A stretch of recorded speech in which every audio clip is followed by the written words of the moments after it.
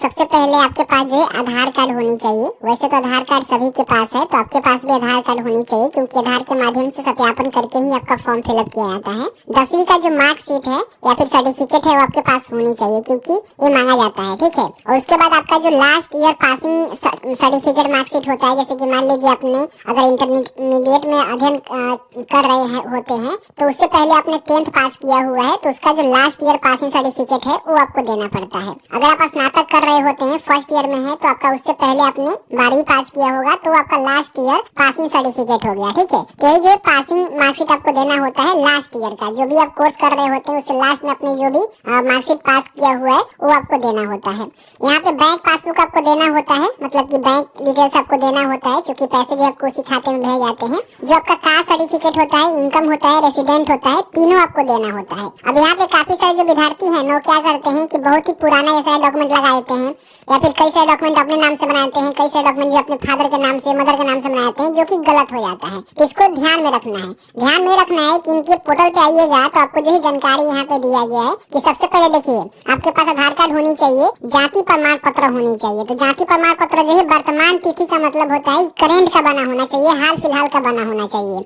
और ये जो है स्वयं के नाम से निर्मित होनी चाहिए, यानी कि अपने नाम से बनाएंगे। मान लीजिए आप अपना फॉर्म भर रहे हैं तो अपने नाम से ही बनाएंगे, माता पिता के नाम से नहीं बनाएंगे, नहीं तो फिर आपका फॉर्म रिजेक्ट हो जाएगा। फिर आपके पास निवास प्रमाण पत्र होनी चाहिए, तो ये जो है वर्तमान तिथि यानी कि रिसेंट का बना होना चाहिए, हाल फिलहाल का बना होना चाहिए, और स्वयं के नाम से निर्मित होनी चाहिए, यानी कि आपके नाम से ही बना होनी चाहिए, आपके माता पिता के नाम से नहीं बना होना चाहिए। इन बातों को ध्यान रखेंगे।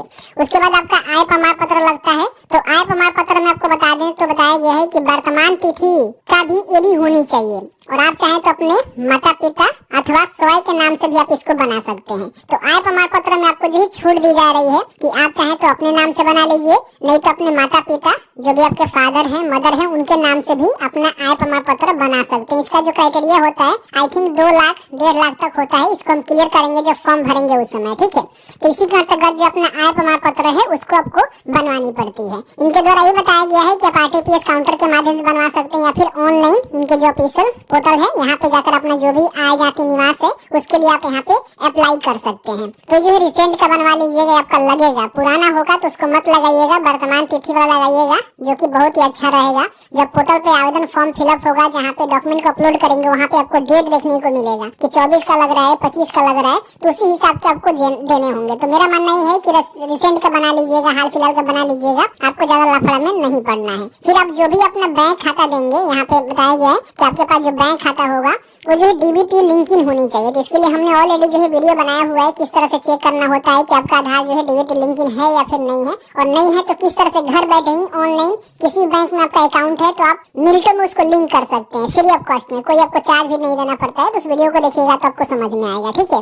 तो ये सारी चीजें बताया गया है, और इसमें देखेंगे बताया गया है कि प्रथम वर्ष के पाठ्यक्रम के लिए मेंटेनेंस शुल्क का दावा करते समय छात्रों को सत्यापन उद्देश्य के लिए फी रिसीप्ट बोनाफाइड पर अपनी एडमिशन डेट प्रदान करने की आवश्यकता होगी। यानी कि जो भी प्रथम वर्ष का पाठ्यक्रम है, मेंटेनेंस शुल्क है, उसका आप दावा करते हैं वो आपको लेना है। तो उसके लिए आपको फी रिसीप्ट जो कि आपके संस्थान कॉलेज से बना कर दिया जाता है, या फिर बोनाफाइड वो आपको देना होगा। एडमिशन डेट प्रदान करने की आवश्यकता होगी, जिसके माध्यम से ही आपको ये वाला जो मेंटेनेंस शुल्क है और पाठ्यक्रम की शुल्क है आपको देखने को मिलेगा। 3 चीजों को ध्यान रखिएगा, ठीक है।